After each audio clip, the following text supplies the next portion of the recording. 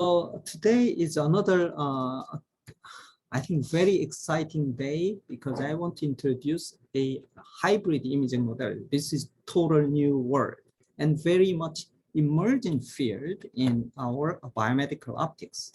So that topic is so-called photoacoustic imaging, or we can also use it tomography. All right, before we get started, I want to discuss with you first, what can we do with this emerging technology? I want to show you our latest beautiful image, which is unimaginable. In just 5-10 years ago, we cannot even imagine whether this is possible. So look at this on the left side. This is a full, I believe this is 1 millimeter scale bar. So this is mouse brain.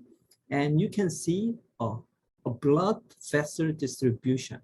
But not only with the morphological ones, but you can see how the color has changes. So this color represents the optic oxygen saturation. So what we are seeing is actually major vessels, but showing a functional aspect of it. So this is really, really cool. And I want to share with you the second one here. Even along one capillary vessel, this one actually shows oxygen saturation is changing. So look at this. So from the timeline from top to bottom, this x-axis is along the vessel. So we are looking at the one single red blood cell, and their oxygen saturation is actually probably high to over time and space, while RBCs are proceeding along the capillary. Look at how sensitive this analysis is. It actually changes the color into lower saturation. That means that RBCs are diffusing out the oxygen along the way through the capillary. So this is an exquisite demonstration of an amazing functional imaging at the down to the single capillary RBC level. So the right one is at the last one, we have a nice blood vessel contrast, but at the same time, this X, Y, Y, Z, you can see a three-dimensional distribution of tumors growing. And here, the modality is named as ORPAM and PACT. I'll discuss it later slide.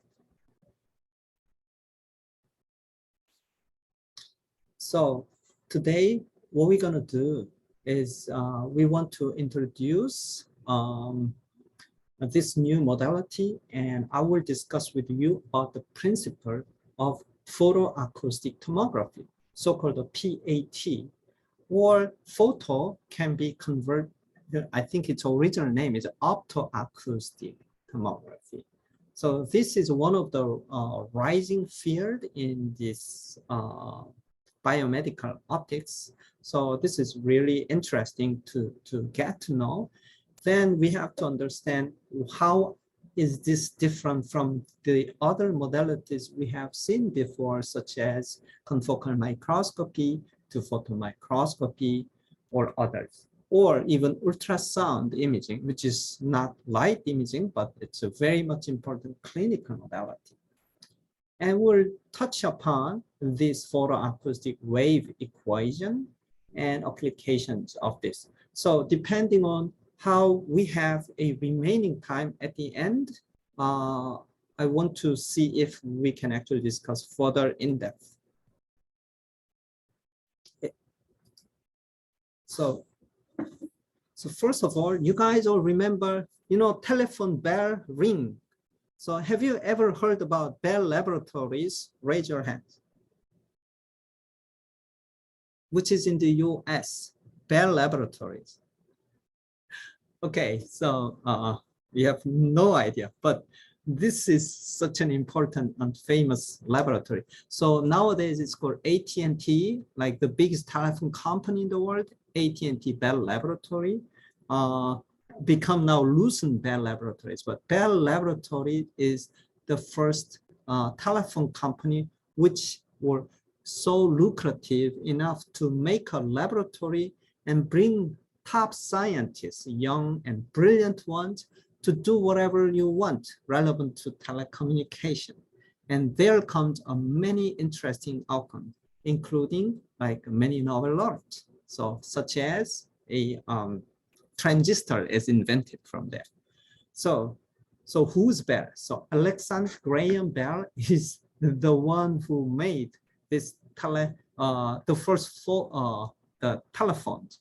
But when he dies, he actually said his best invention was not telecommunication, but the photophone he invented. So I'm going to show you one like movie here. So this supposed sound information is transmitted. However, here the dotted line I showed is in fact not sound. Information is coded, but it is light. Okay. So 정명, before I get started, I want to show like, so this is sunlight getting in, touching upon this thin membrane, which is mirror coated, but this is flexible. So when people say about here onto here, that mirror will actually vibrate, change shape. In fact, here, this is a stroboscope to make this vibration. You know, membrane vibration generates sound, right? Generates sound. And the light is collimated light getting through, pass through, but it's modulated. And you get to collect into the receiver, convert into the sound again. So the light has to be absorbed somewhere. So this is photoacoustic effect. Literally, photon is become acoustic, causes acoustic. So light will be absorbed, and then the temperature, because it's energy, the heat makes the temperature rise, and the local temperature rise will make the mass expand. So that's called thermoelastic expansion. And then that changes of this vibration will cause, Jongmyeok, can you guess what this is? Emission. Exactly. Yes, acoustic emission. Good job. So that is called photoacoustic effect.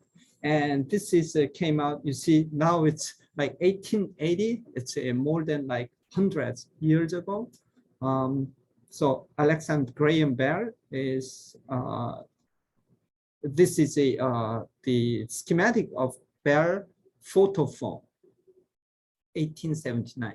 So let me describe this one more time. So you have a, remember this time there's even no laser. Okay, there are probably lenses around, but no laser. The sunlight goes, but you have a mirror. You shine the mirror to this speaking tube, which is not shown here. Speaking tube, there's a flexible mirror here. So when you speak, speak is a pressure waves which vibrates the surface, and that light can be collimated, so it can move very far. The first demonstration was done like over 200 meters away, but because of the speaking, that vibration is changing the light intensity as a focused here. So the collimated light will change through the sound wave because the surface will change. And that can be focused on with this parabolic mirror. And then you can use that changes of this light absorption to convert into the sound, so that a far away receiving people can listen to it. This is a very interesting modality because you are changing the optical energy into the acoustic energy, and you put encode information such as a verbal speaking. And here comes the illustration of this device. So this might be a little bit confusing at first, so maybe I'll see if I can annotate so that I think I can draw. Okay, so here does, here with the mouse, you can speak. So look at that, this is the light, okay? And there's a mirror, and the mirror will collimate the light to this flexible membrane. And here, people will say something, and that is microphone that will change the surface. And this light is passing through, but this changing a voice will be incorporated to the membrane surface information that will modulate this light. And that light passes through, and it will get into this receiving unit, which is the light energy will be converted and change into resistance, and that is detectable to send out a sound wave so that one can listen to this. And that distance it's a light. So if you can collimate light like a laser, you can send it far away. So the demonstration was done like over 200 meters. So this is so-called a photophone. And that was an invention, you know what? After 100 years after, we actually got to utilize this principle again. So cool is that? Let me clear. Okay. All right. So,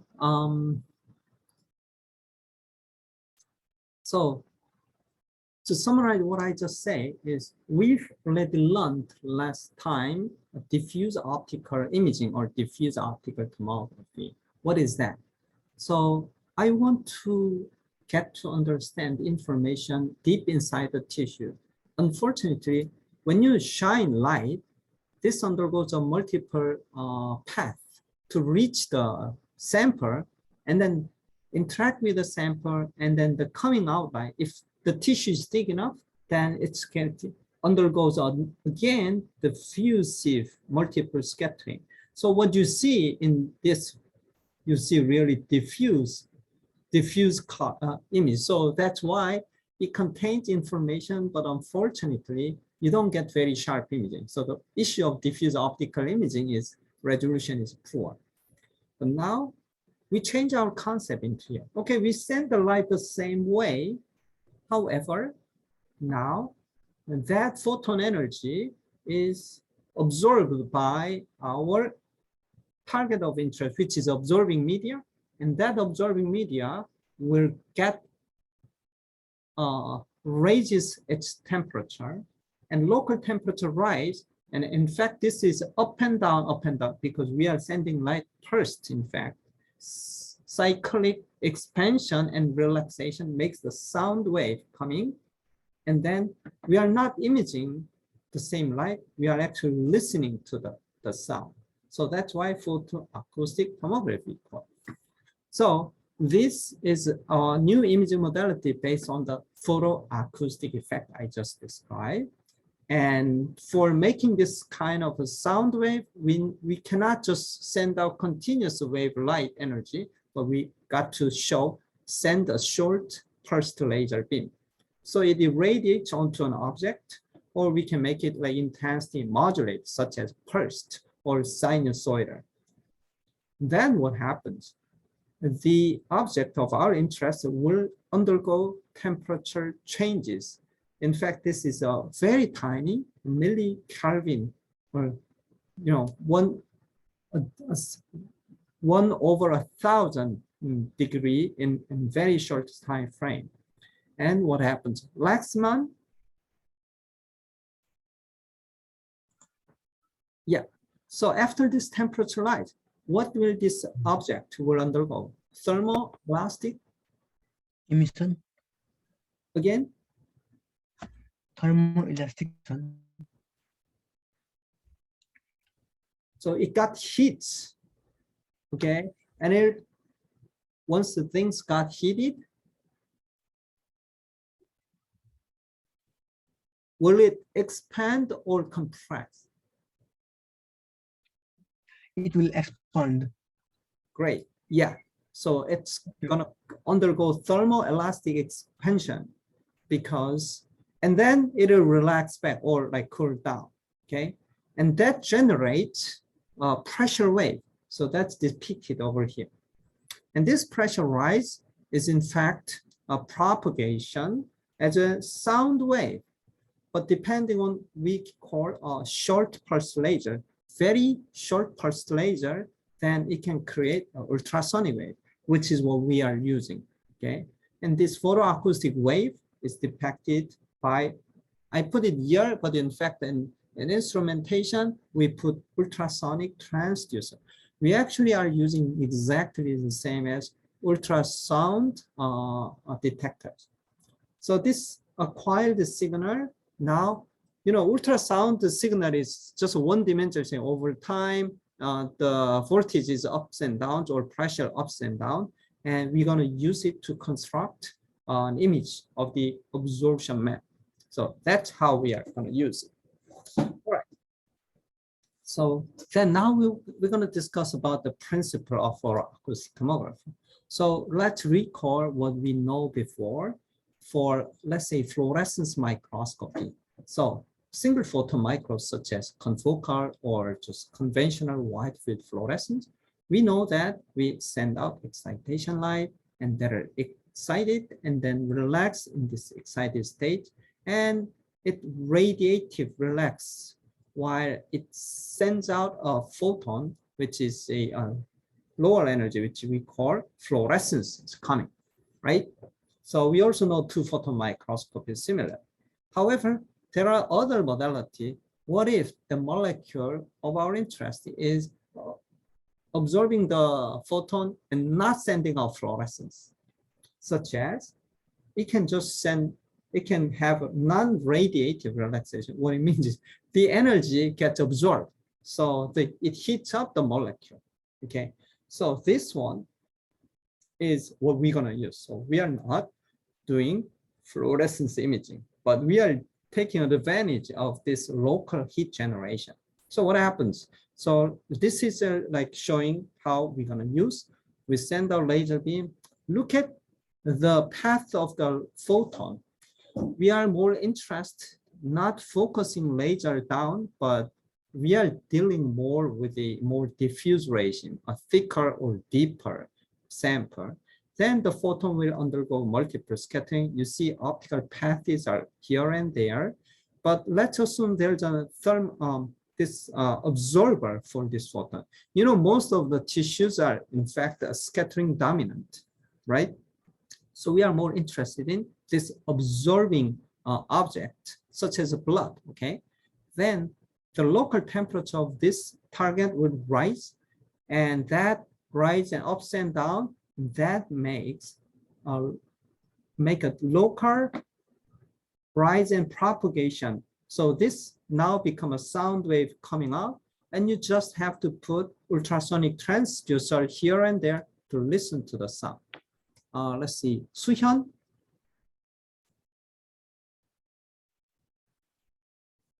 Can you guess what this is?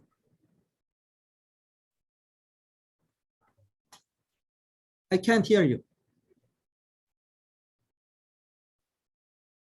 Can you say loud? Okay. Oh, now, yes.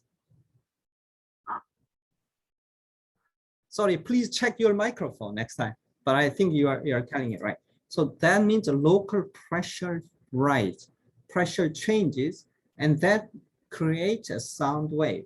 And you have to reconstruct in this case because it just do not give direct imaging, but you have to reconstruct. So this one, a simple depiction of this phenomenon can be photoacoustic effect. So there's an incident light and photoacoustic source where thermal expand and relax sinusoidally or like cyclic, and that makes a vibration, that sound wave, that makes a pressure wave. So we call it photoacoustic wave. And you need to have a detector for that.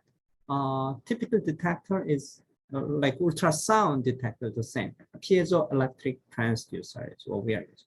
So let's go this one a little more like step by step. So we send out the laser, but not typical laser, but pulsed laser, because we want to get this as an ultrasonic regime. So that is in fact RF pulse, okay?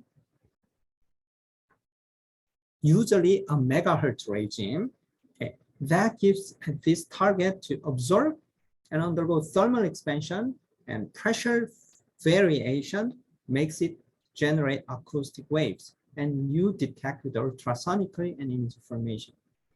So now we are actually dealing with a new hybrid imaging technique.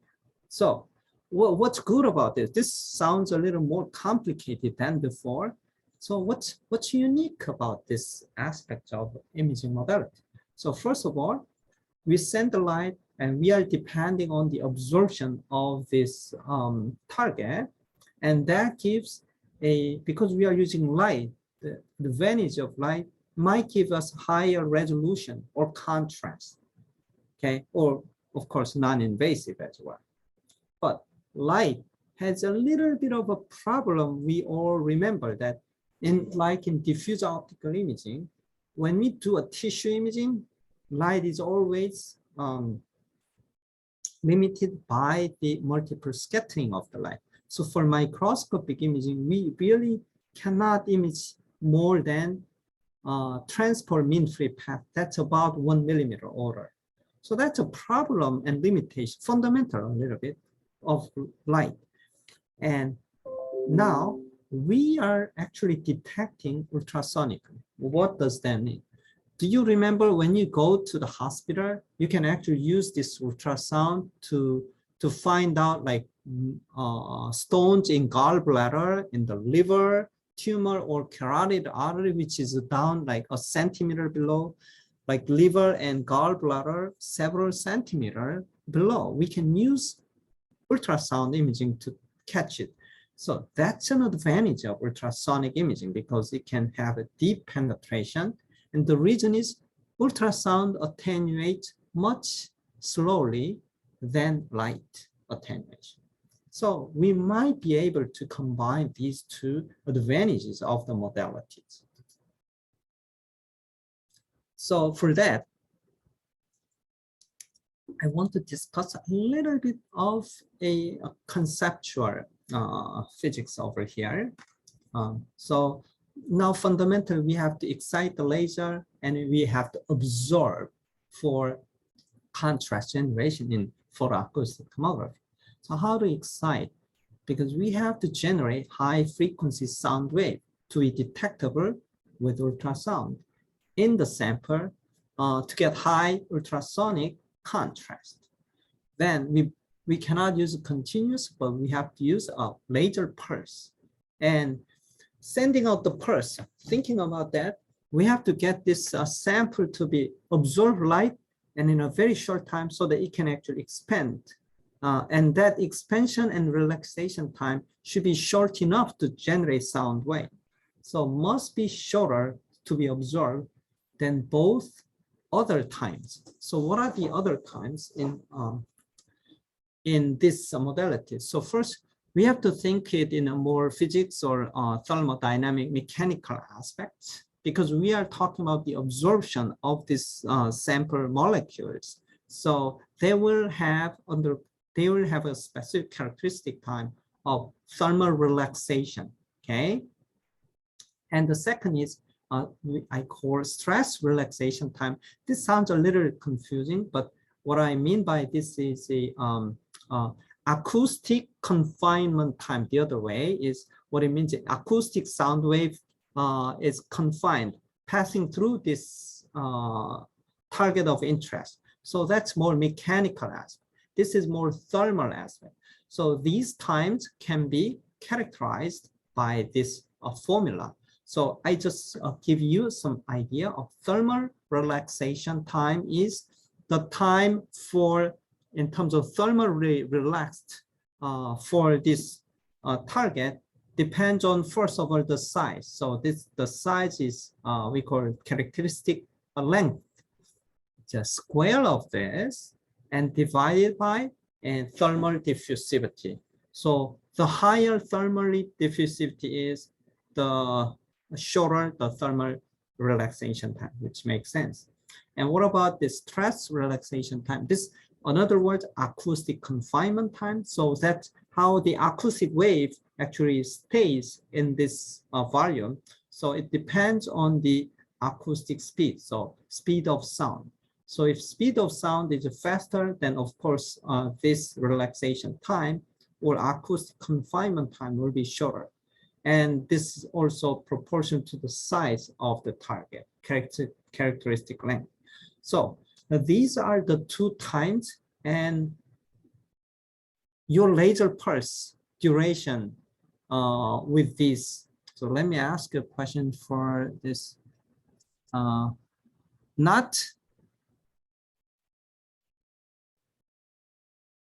So let me give you an example. Yes, that, Professor.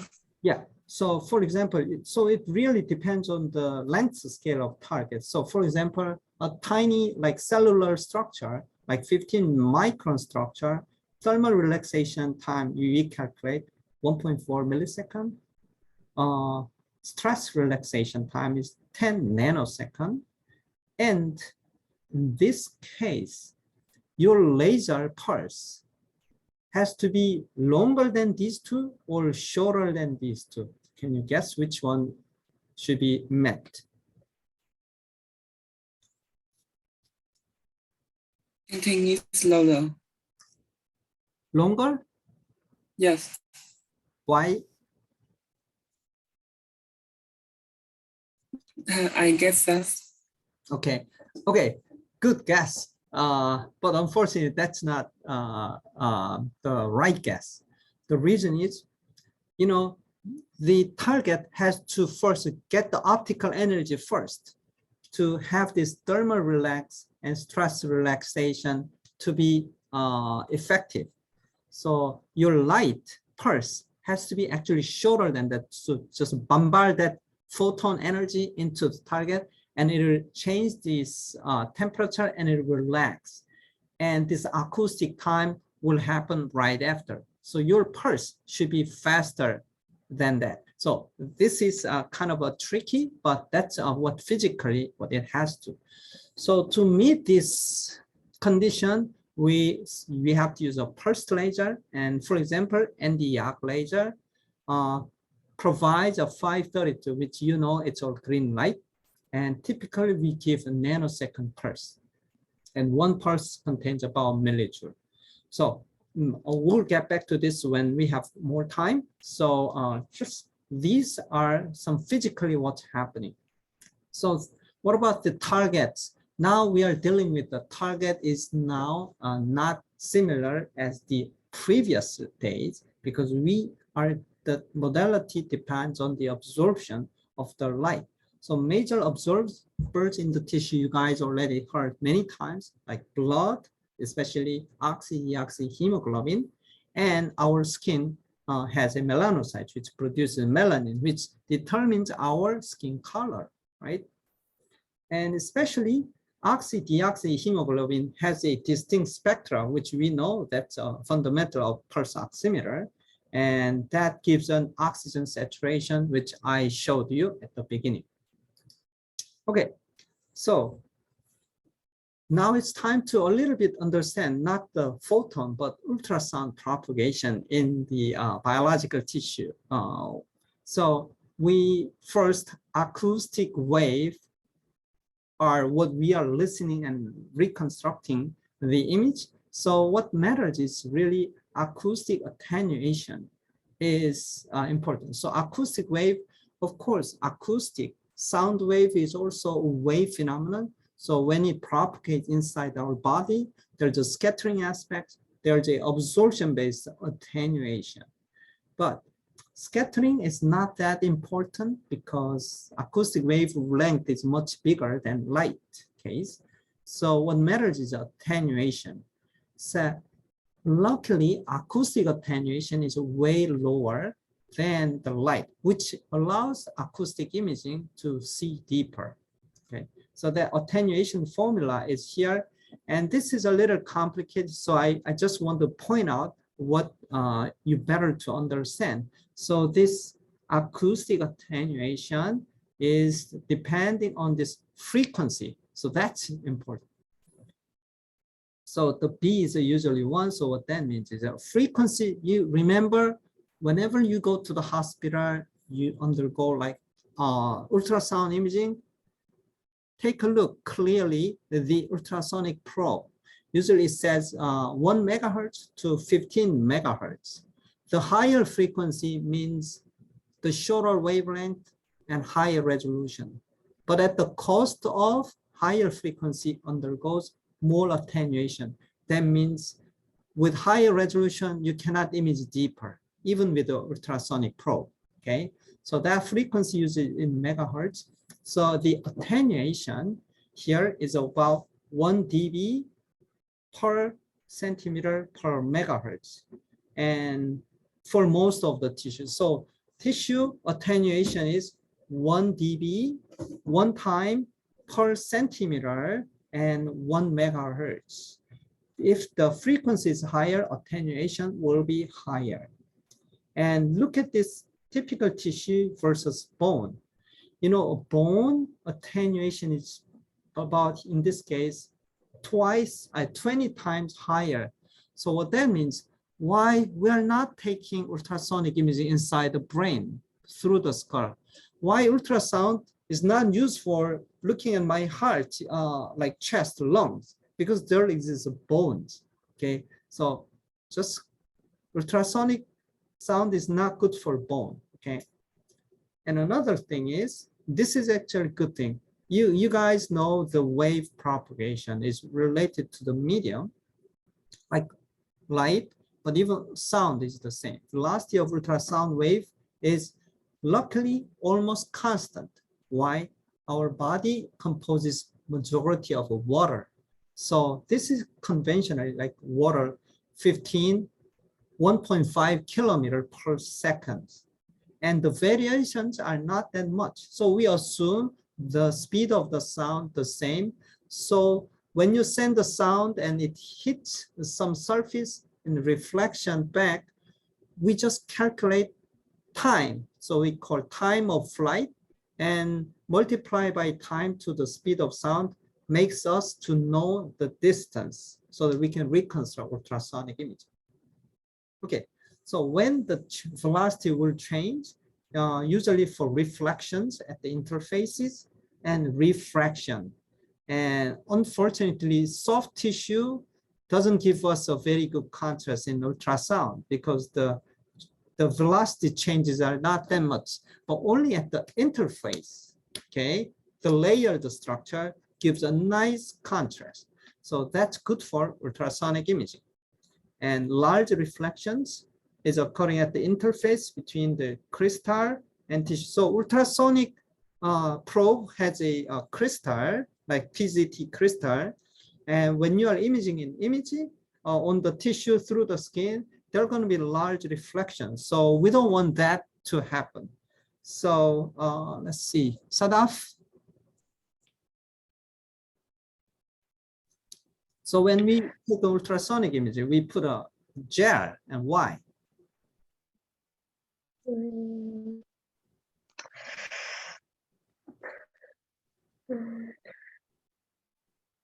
It's similar to resistance. I don't know. Okay, Brahanu?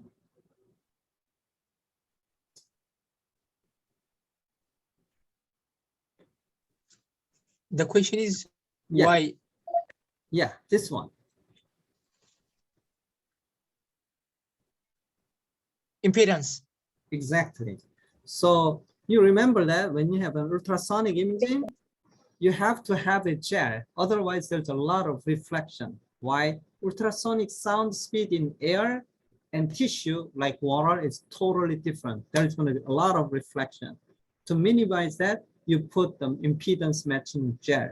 So when it matches, you don't suffer from this reflection. Okay. Hopefully this is understandable. So then that's sending, and how do we detect this ultrasound and how do we reconstruct? So ultrasound propagation and detection is we want to detect the ultrasonic waves from there.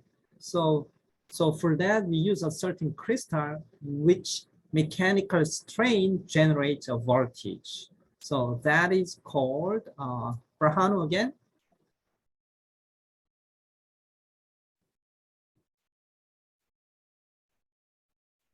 So the voltage is proportional to the amplitude of the wave. Visuality. Exactly. That's called piezoelectricity. Piezo actually meaning press. Okay. This mechanical one generates electricity. That's why it's called, this property is called piezoelectricity. And a conventional, a very famous one is so-called PZT, which is lead zirconate titanate. And this one is actually used for your acoustic guitar. Okay, then mechanical pressure change you convert into electrical. So voltage proportional to the amplitude of the wave and receiving constant of the crystal, so that the amplitude of wave is now converted into an electrical signal. You can actually collect the signal. But nowadays also a polyvinyl Leiden fluoride, PVDF. This is like a kind of film. This is also being used, especially for like curved ultrasonic detectors. So thinking about that reconstruction, ultrasound reconstruction is, if there's a source, the shape of the source, if you have put just one ultrasonic detection, you are in one-dimensionally collecting. So that may not be enough. So you need to have another various angle so that you can reconstruct this. So this is in general called an inverse problem, okay? Especially for tomography, like CT scan computed tomographies or inverse problem. So in this problem, what's unknown? We are interested in the location of the source of acoustic wave, where photoacoustic event happens. And we use some multiple measurement to make sure what the exact 3D location. So this is called inverse problem. So what's really the signal look like, this ultrasound? Actually, we are talking about photoacoustic, but we have to understand acoustic imaging or ultrasonic imaging, because that's part of this imaging. So let's say there's we send out the light, and these observers are generating sound wave because it's a photoacoustic source, and that propagates at the speed of sound, and that distance is proportional to the time difference. And your detector will, your detector is actually pressure transducer, like PGT. You measure this pressure. And what are your signal look like? In fact, they just sweep and propagate, so it looks like this. Okay. So the pressure will initially like high, but like thinking about a sound wave, it's like compressed and rarefaction. Okay, that wave, so it goes down. So the detector is seeing signals from a circle of radius ultrasound T. So if you know the delta T, and because you know the speed of sound, you know the distance from the detector. So that's how you extract the spatial information. And the shape of this signal looks interesting. You see, this is nice N-type shape, okay? So the shape of the signal is showing compression and rarefaction of the pressure wave. So now, because of that, you are actually reconstructing using algorithm to correlate the measurements taken with the source of the signal. And there are various ways of reconstruction algorithm, which is typically used in ultrasound imaging. All right, so photoacoustic is really, once you generate a sound source, the rest is the sound propagation inside the medium. So there are going to be governing equation to describe this phenomenon. And I already said this is photoacoustic wave is generated. So there are going to be wave equation, and this is a familiar type of wave equation. By the way, this is a reference, but I think it's important to understand not the formula, but the physical phenomena. So you see, spatial derivative square minus temporal derivative square of the pressure wave. So when the right side is 0, this is a famous wave equation. But now with this photoacoustics, we will have a source of this pressure wave. So that's depicted over here. What's notable here is your source will have a like this impulse of time, because we are giving an impulse of photon energy, which makes this pressure changes. That is a source of sound wave, and that will propagate. And that factor propagation speed is, we put a constant speed of sound. That's why this one breaks down when you are talking about going through air or bone, it won't work, okay? And this pressure rising is depending on the absorption property of the sample.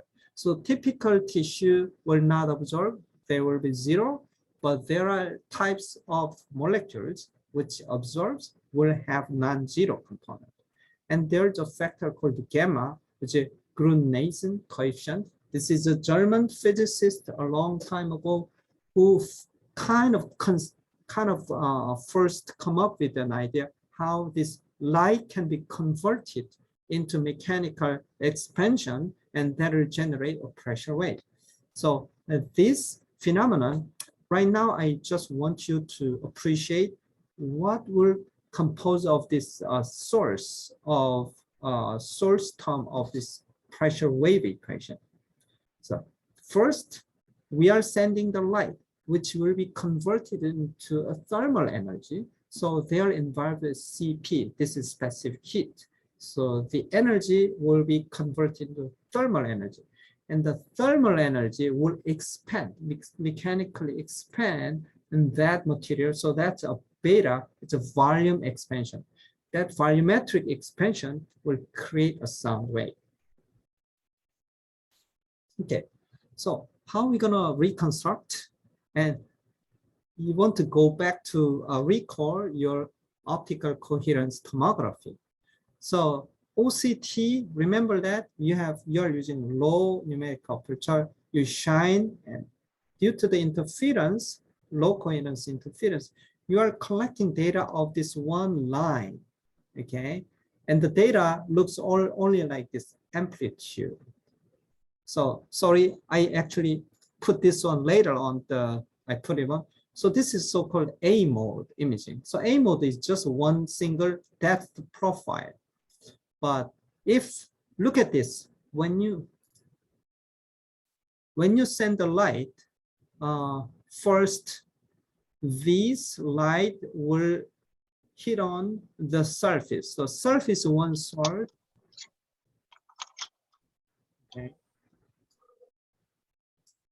Okay. Surface is one source, and there's, let's say, absorbing sphere. Sphere is another source. So what you see, in fact, is only this two amplitude. So you can see this signal comes from surface, the other is coming from sphere. Where comes this noise? Okay. Okay. And then, hey, wait a second. How can we get this two-dimensional cross-sectional image? Hey, you just move this probe, 1 line, 2 line, 3 line, you just go ahead. Then you can create this. And this is a typical image, okay? That we call B mode, because it's easy to remember A, B, and the B stands for, now you see brightness on this 2D 1B mode.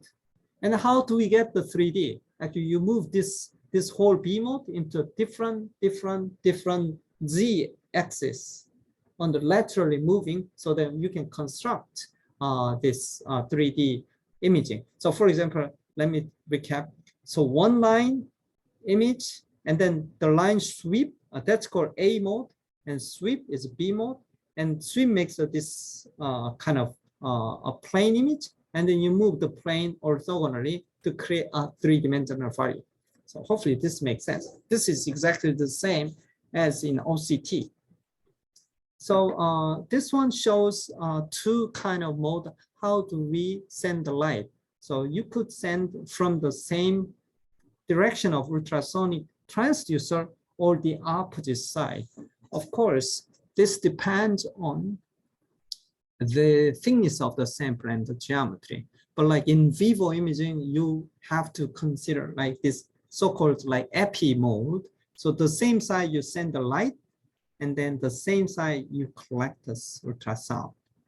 But if your sample is only cell and very thin sample, you could easily just send the light from the opposite to transmit, and then you detect. So that's we call transmission mode, photoacoustic. Now I'm talking about microscopy.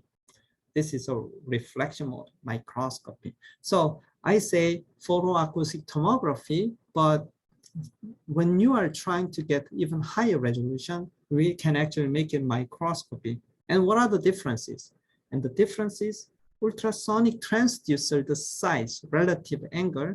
If you use high numerical aperture, remember, even sound wave detector has numerical aperture, just the same concept.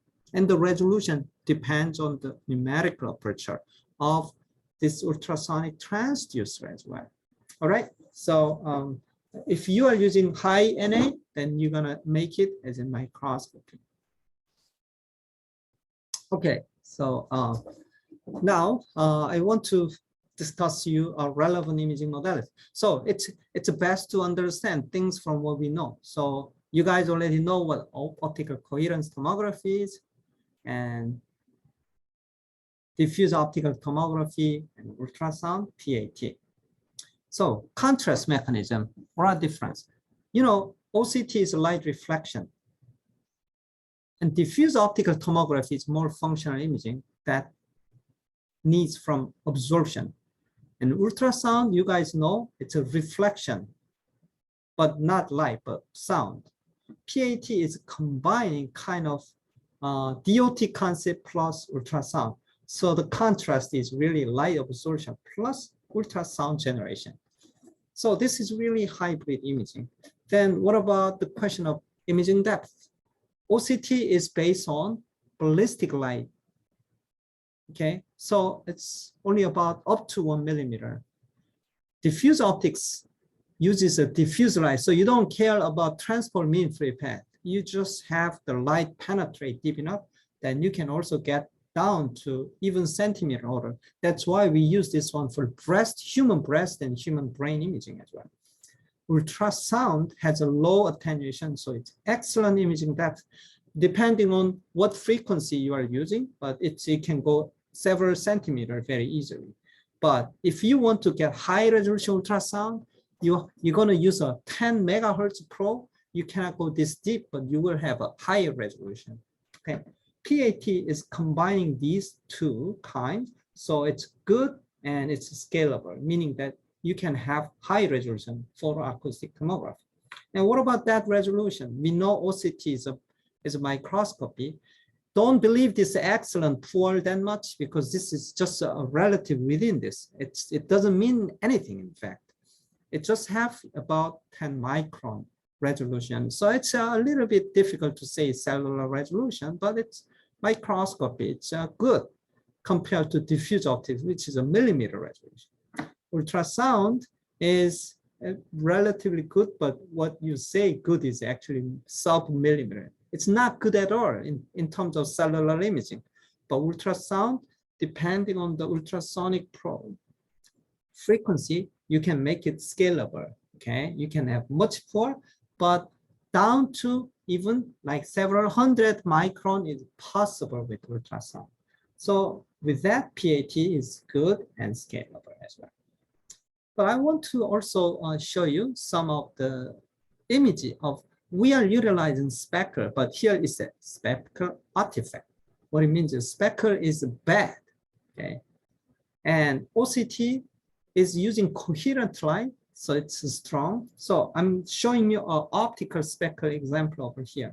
So this look really noisy, and yes, it's noise usually. So we don't like it. Diffuse optics is already diffuse, so you don't care about this speckle because it's not coherent light anymore. And ultrasound is a wave, so it can create, this is an ultrasonic image. And for example, it's a belly of, let's say, someone, and you see this kind of a grainy structure. That's not the actual presence of material, but it's an artifact, speckle artifact. So ultrasound suffers from it. What about PAT?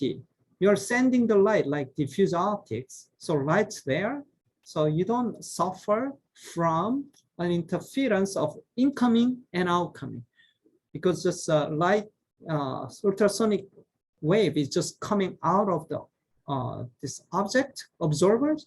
You're not suffering from much of this spectrum, so which is good. And we know scattering is strong in light when you use a light, high scattering, but ultrasound has a low scattering, which allows us going into a deeper imaging. So PAT, photoacoustic, utilize that aspect. So it can be called both of aspects. So it's mixed.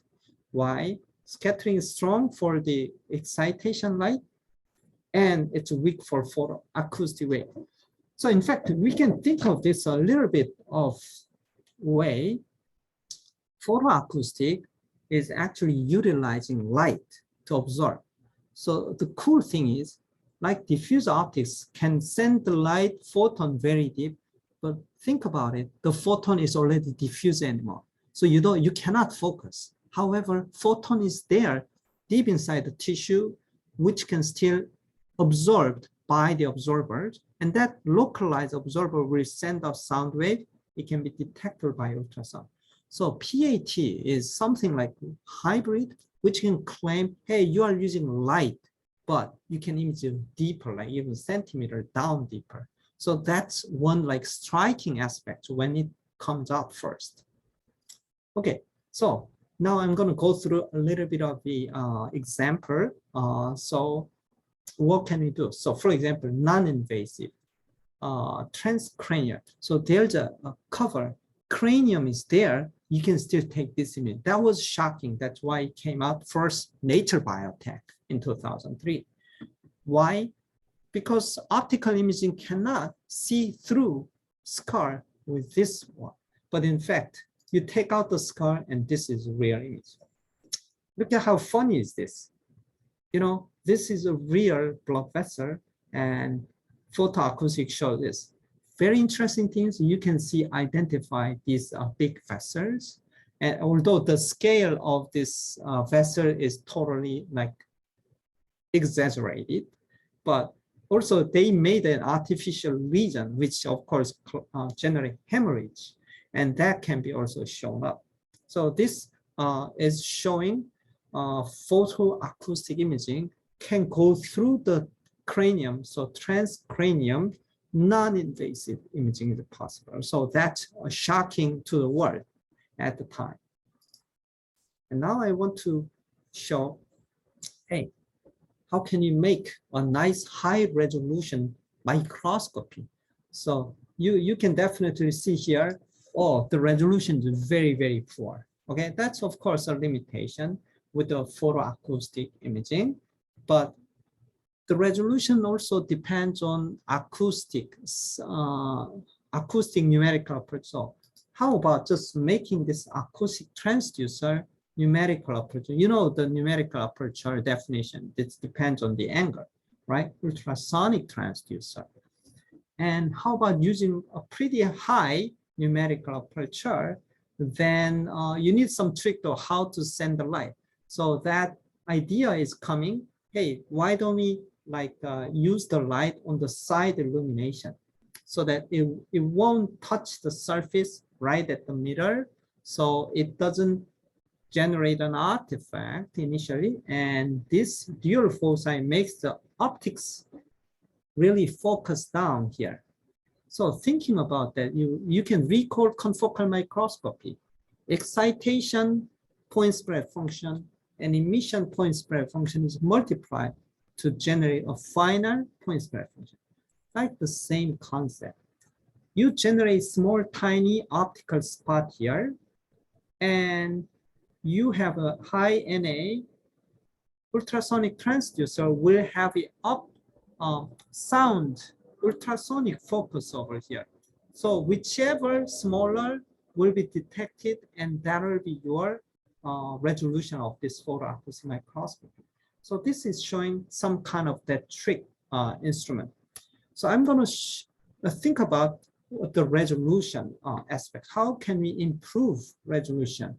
So that resolution really depends on how small you can make the photon focus, or how small you can make a photoacoustic ultrasonic focus. But remember, the photon focus, if you are going to image deeper than transport mean free path, let's say more than deeper 1 millimeter, you will not be able to generate optical focus because it's already diffuse. So you can understand this. There's an intricate trade-off. Shallow or lower one, you may be able to make a small light focus, and you know ultrasound is only coming out this light focus, so that's small. That decides the resolution of PAM. But if you are gonna image deep inside, then you know your light do not focus anymore.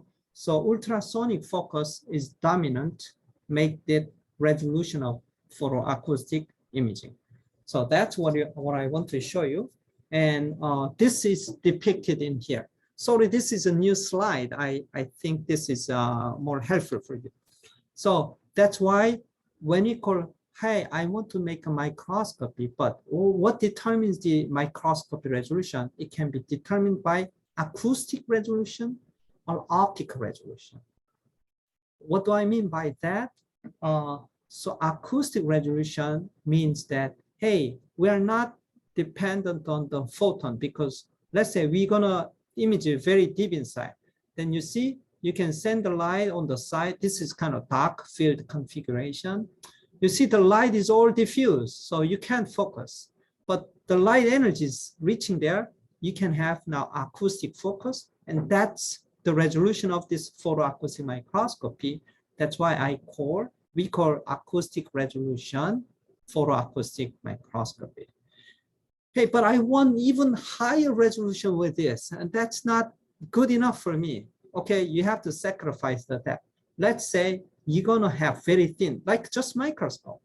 Within this 1 millimeter spot, you can generate a spot by making a laser use objective lens to focus down your light. Then you can make a tiny spot with the light, and you know that's the source of ultrasound, and you collect them with the acoustic lens and you reconcile. So now your resolution depends on optical focus. So that's why it calls optical resolution PAM, which makes photoacoustic contrast but very high resolution like optical resolution. So this is two modes of things. You can see AR, OR, PAM from now on. So this allows various multi-scale imaging possible. And I want to ask you a question on this. So look at that. Even mouse ear, nude mouse ear, exquisite, fine resolution, even like functional, like oxygen saturation is possible. How can you design? So now you become an engineer to think about it. Hey, if you can make the objective lens and focus down, you can have microscopy resolution, although this NA is a little low from microscopy perspective, but you still have pretty good resolution. But now the sound wave coming out, and how can you detect? This is a nice invention of prism, and another prism, you put ultrasound transducer on the side. How can it be possible? Because if it's a typical junction of glass, you cannot use glass very well for ultrasound, but this is a trick. Silicon oil coating can have this bulk modulus to generate sending out ultrasound. So this is a trick to make. And in B case, wow. So this is an example of optical resolution. B case, you send the light and diffuse, and you are put the ultrasound as big as possible in the mirror. You collect data from ultrasonic focus. So this is a human palm. So this is rather much bigger than this scale. You see the vessel size bigger. In this case, you can use acoustic resolution, PAM. Right now, I'm talking about this PAM, but now I want to discuss more generalized computed tomography ways of ultrasound. So linear array. So how can you make a clinical photoacoustic machine? You just need the ultrasound array typically, but you send out the light on the side. So this is linear array of photoacoustic computed tomography. And this way, you already know, you forget about focusing light because you are dealing with even clinical big tissue. So this is a mouse, actually red sentinel lymph node. And if you inject methylene blue, which has an absorption, so it drains down to the lymph node, and you can actually image that red sentinel lymph node. Sentinel means like the first nearby draining place, okay? Like bocho in Korean, okay, sentinel lymph node. So you can actually take an image. Look at that, several millimeters down the surface. So this is not possible very easy in just optical rays. And even mouse, this red, you can show functional imaging, but you send the loud light, but these ultrasonic source, you have to detect everywhere. Like in this case, on the side, it's really CT version, okay? So that's why it's called circular array photoacoustic computed tomography. What's cool about this is because you can localize the hemoglobin, like whisker stimulation, left and right, you can actually show these functional changes. And even get down, you can make an endoscopy, which came out actually in Nature Medicine. And the Korean scholar who made it is now at the UNIST, a faculty member. Okay. All right, so more conceptual diagram. I'm gonna skip this one, but you do remember there are various ways of configuration for that. Lastly, I want to discuss with you a multi-scale photoacoustic tomography. What do I mean is, you remember now you are taking the characteristic of photon waves for excitation of light absorption to generate sound wave, and you are detecting with ultrasound.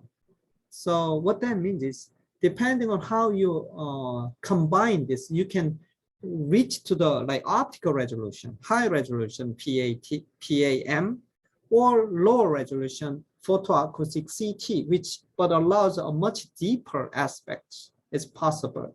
At the cost of you cannot focus light, but using diffuse light still be able to excite observers sitting deep inside the tissue. So you really now talking about, hey, this is really multi-scale. What do I mean by that? The resolution and imaging depth. But you can also recall these two are not easy to achieve simultaneously. But with this, you can have usually high resolution as a low imaging depth. It applies the same, but because of this combination nature, you can have a huge range of photoacoustic imaging modalities, such as sub-wavelength. This means super resolution photoacoustic, which I don't talk much, but that's possible. And sub-millimeter photoacoustic microscopy. Optical resolution is a poor resolution than acoustic resolution microscopy. Okay, sorry about that. So this really is a, acoustic resolution photoacoustic microscopy can go deeper, but it has a bigger resolution, poor resolution, while optical resolution has a much smaller one. So it has high resolution, but it cannot go deeper because you have to focus the light. Okay, but very deep ones, it's possible by creating CT. But of course, your resolution will go down. So this is the relationship for that. And I want to go through a review for this. So cellular resolution, microscopy, skin imaging, confocal 2-photon OCT is great. And now you are at the verge of optical resolution photo. So that gets down microscopy, but acoustic resolution, of course, you cannot see a small one, but it's pretty deep inside. But even deeper centimeter depth, you can use photoacoustic CT. What it means is you are using just diffuse light, okay? But that's like a new ways of modality that allows to see deeper, because just optics cannot see like 7 centimeters down, but you can just diffuse the light, but observer, you listen by ultrasound imaging. Okay, so these are some of these organelle, single cell, tissue, whole body is possible by this photoacoustic imaging. That's why it's kind of gets exciting and providing new modalities. So now I just want to compare this one with the primary contrast, depth, and resolution. But don't believe these numbers, just believe, because technology is evolving. So the numbers is just give you a general idea, okay? Confocal, we know fluorescence confocal is there, but we can use a scattering or reflectance confocal is possible. And you cannot go down to more than 200 microns. And confocal has a resolution. I changed this though, like previous one, I updated it. Resolution is sub-micron. 2-photon, of course, is only fluorescence. OCT is really not fluorescence, optical scattering. But because of that, OCT can go pretty deep, like a millimeter, at the cost of poorer resolution. Ultrasound imaging is not photon, but the ultrasound is depending on scattering, and it can go several centimeters, but the resolution is hundreds of microns. Here, photoacoustic, I give you 2 examples, because depending on what ultrasonic transducer you use, if you use tens of micron, it's really high resolution. So optical absorption based, because it's photoacoustic contrast, and you can go only 3 millimeter, okay? To get high resolution, you give high frequency, you cannot go deep, but you have a like very much of high resolution. But typical 3.5 megahertz transducer photoacoustic, you can go like centimeter, but your resolution will be poor. So that's what I want to share. And this one's a most kind of a recent update. I just want to give you, hey, there are a lot of, depending on depth, speed, and contrast, there are a lot of modalities available. And here, one thing, I only talk about optoacoustics or photoacoustics, but there's a very cool field, which is acoustic. Can we make a focus acoustic to make a focus deep inside and utilize that for optical imaging? Yes, that's existing, but it's out of our scope for now, okay? But an important aspect is this, this one, I think next Wednesday, it's relevant with this one too. All right, so let me summarize. Photoacoustic tomography is achieving optical excitation and ultrasonic detection. And PAT achieves a depth beyond optical transport. Suhyun, can you guess what this is?